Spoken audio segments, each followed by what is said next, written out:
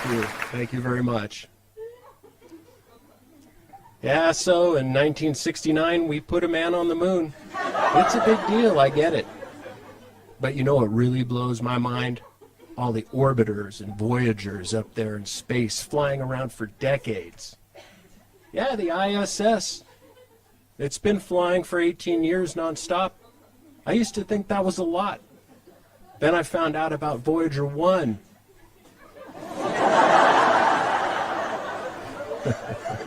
Yeah, this thing has been flying nonstop for 41 years straight. And the batteries still work. I wish I could get batteries that lasted 41 years. I'd be set. And then I found out Voyager 1 has a twin.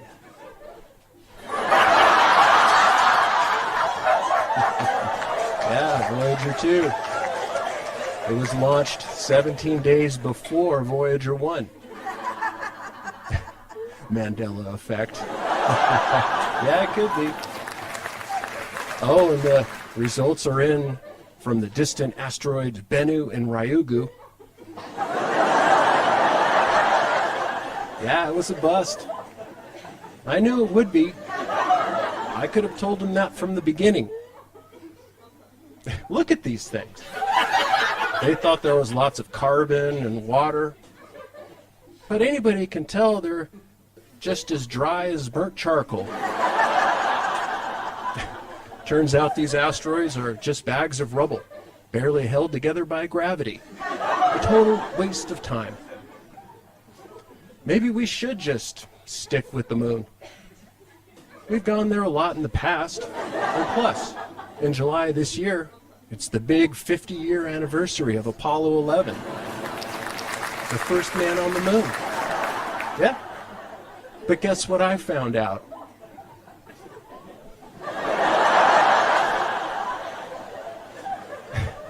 Anybody know what this is? Come on, what is it?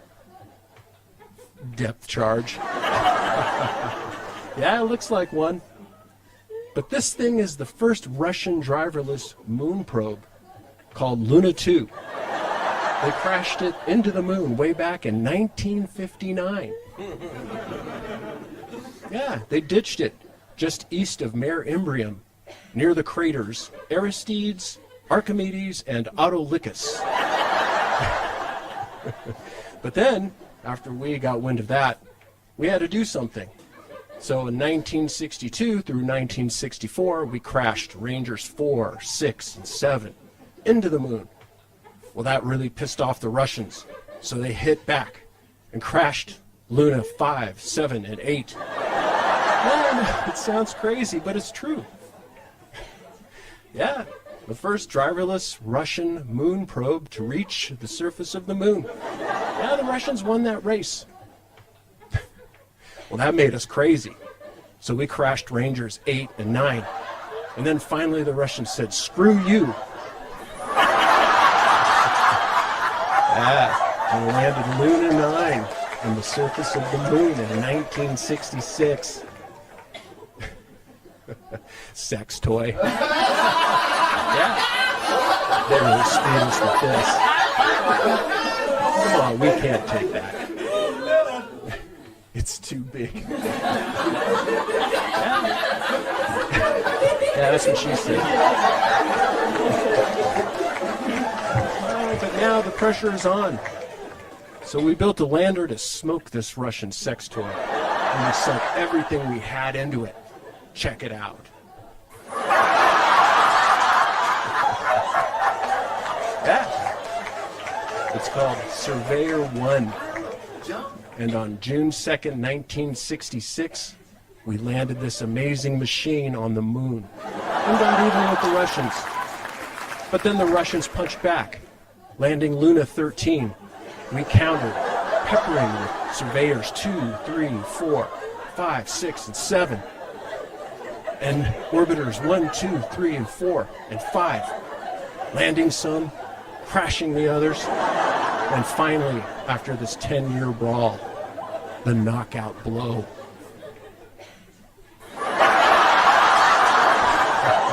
Yeah, that's right. We put a man on the moon. step for man, one giant leap.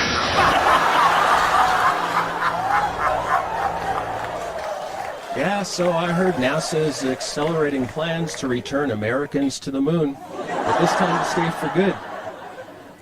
Yeah, I don't know what the rush is, but they say it's important that we get back to the moon as fast as possible. That would be amazing, but we all know how hard it is to get back to the moon.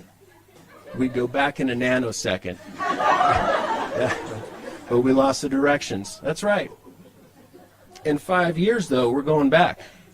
Yeah, we're going to do it. We even have a landing zone picked out. Right here, near Shackleton Crater, at the south pole of the moon. And in 2026, NASA is going to build a nice little place to stay called the Lunar Gateway. Yeah, a little space hotel. No, not on the moon. Too dangerous. Poke a hole in your spacesuit and that's it.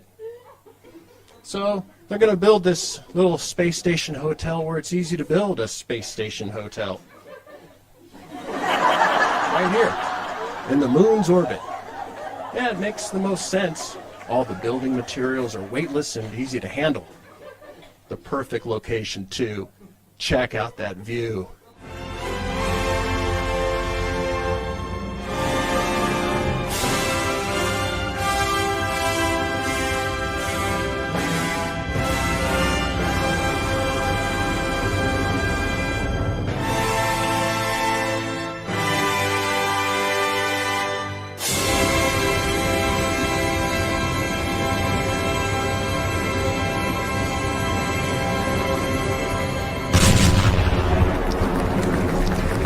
Imagine you and your girlfriend staying here at the romantic Lunar Gateway Suites, just a meteor toss away from the lunar surface.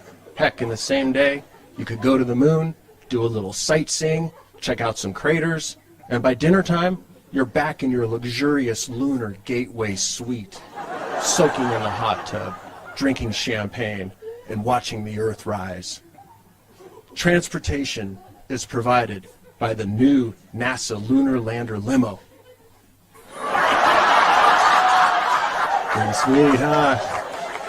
This lunar limo will take you to the moon and back to your space hotel safely. It has all the latest technology. It's fully loaded. Personally, I prefer the older model landers.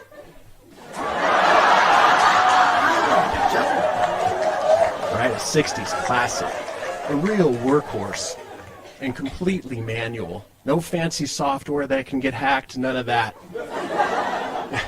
You know what I'm talking about. No nonsense. I love that old body style. Just look at those clean lines. To me, it doesn't get any better. But they're making fancier models now, that's fine. Sure, I get it. I like to be comfortable when I travel too. But first class is expensive. And then when you get to the moon, you need to rent a rover. Yeah, and that can get real pricey. The rover's fun, but there's not much else to do. You can't see any stars. So instead, I'd book an economy seat on a red-eye rocket to Mars and go mushroom picking.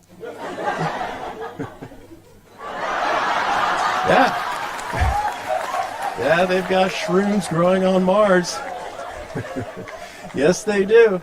I know it sounds crazy, but it's true. Those are the good kind. Just imagine drinking some Mars mushroom tea, getting on a mountain bike, and tripping out on all the broken down rovers and landers everywhere. I'd pay a premium for that trip. Burning Man. What is it? I don't care. Give me that thing. Give it to me.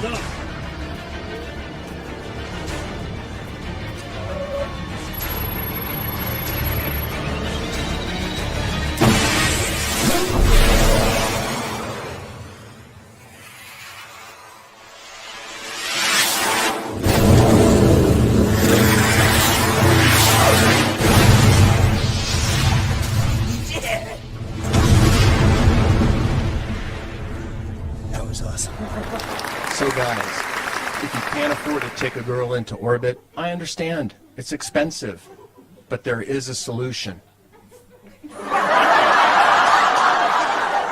her Vector, the scent of space, the newest fragrance by Lockheed Martin.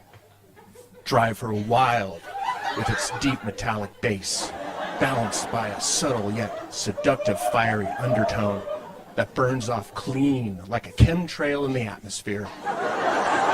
So give her Vector, a fragrance that's truly out of this world.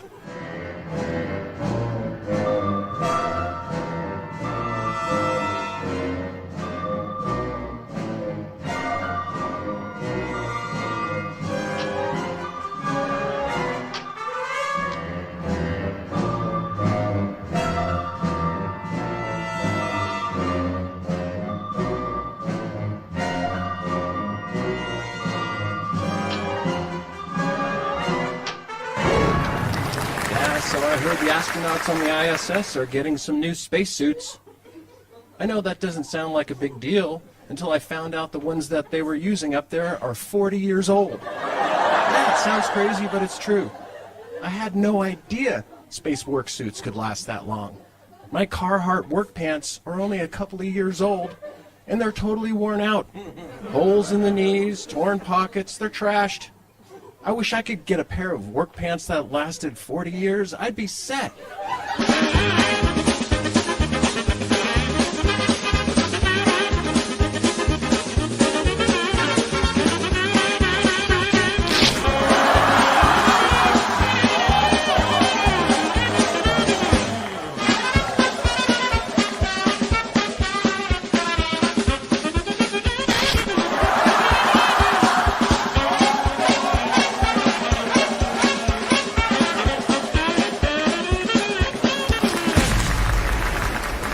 Good evening, everyone, and thanks for tuning in to tonight's space weather forecast. But first, a quick message from our sponsor.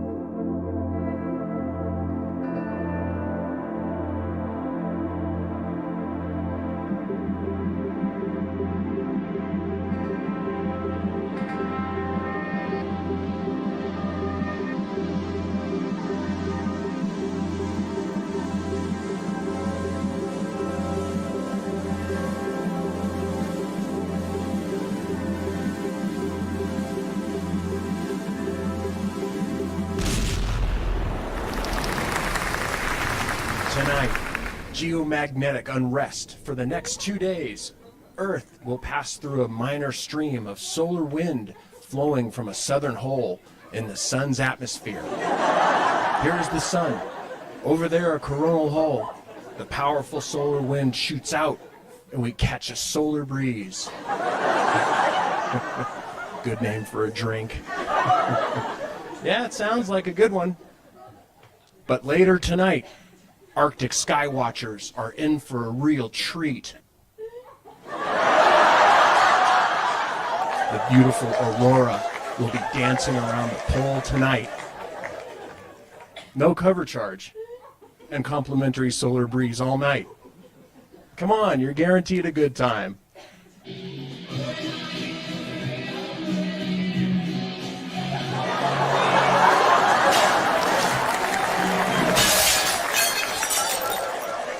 So you guys know about Occam's razor, right? The problem-solving principle that when presented with competing hypothetical answers to a problem, one should select the one that makes the fewest assumptions. Makes sense, right? The answer that's the least complicated, the simplest answer. I think everyone gets to experience Occam's razor at some point, especially couples. Here's an example of Occam's razor. Your girlfriend says to you, "Where were you last night?" You say, "I was at a friend's house studying gravitational acceleration." Yeah, she gets pissed off and heads to the bathroom and slams the door. Yeah, you can hear her rifling through the medicine cabinet. Uh-oh. You know what that means.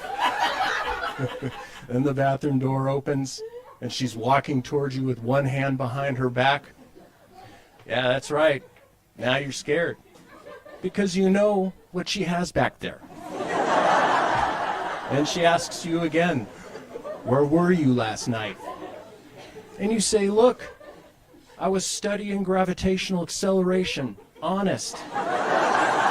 And she gets right in your face and says, "Okay, tell me how gravitational acceleration works." So you tell her. Every planetary body, including Earth, is surrounded by its own gravitational field, which can be conceptualized with Newtonian physics as exerting an attractive force on all objects.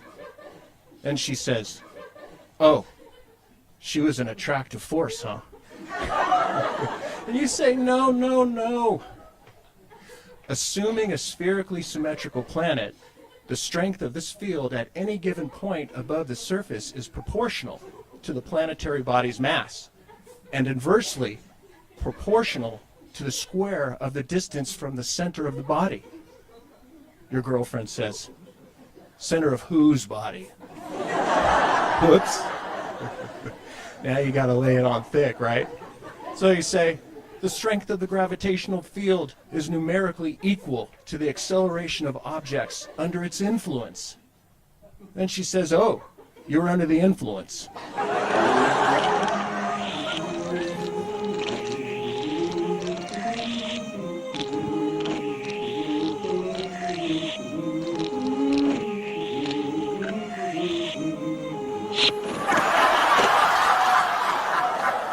And after a nice dinner at the Lunar restaurant, the Sea of Tranquility, you can both go for a walk on the moon.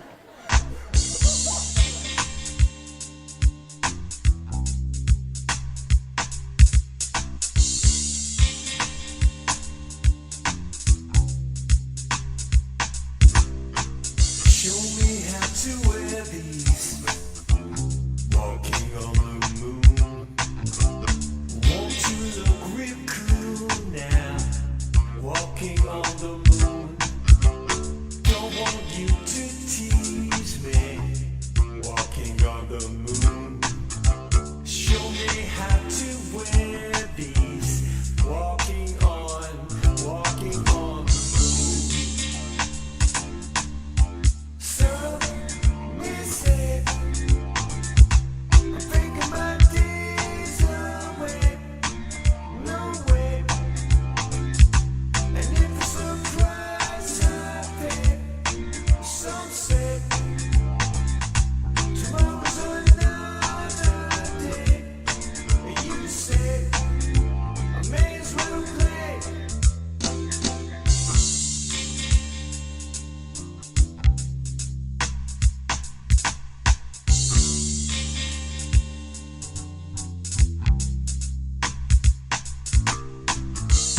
Giant steps are what you take. Walking on the moon. Hope they don't see us faking. Walking on the moon. We could walk forever. Walking on the moon. We'll take it together. Walking on the moon.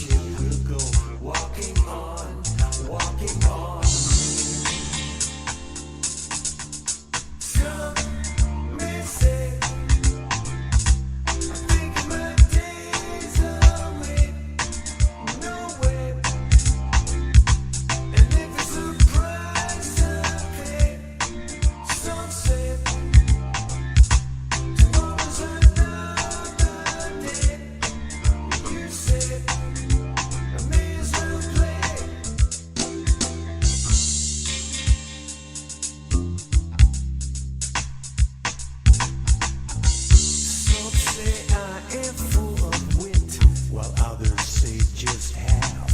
So take me on your big spaceship and we'll have a good old laugh. We'll go walking on the moon.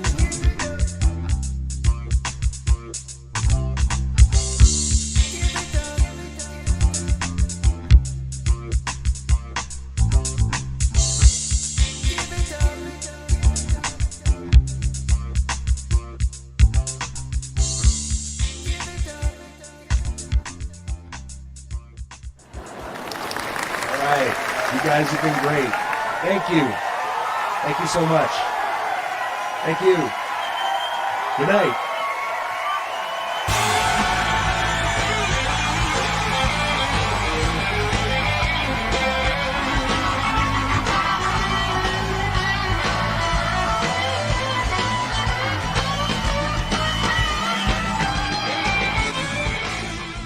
How much is that doggy in the window?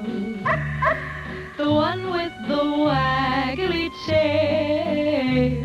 How much is that doggy in the window? I do hope that doggy's for sale. I must take a trip to California and leave my poor sweetheart alone. If he has a dog, he won't be lonesome, and the doggy will have a good home. How much is that doggy in the window? The one with the waggly tail. How much is that doggy in the window? I do hope that doggy's for sale.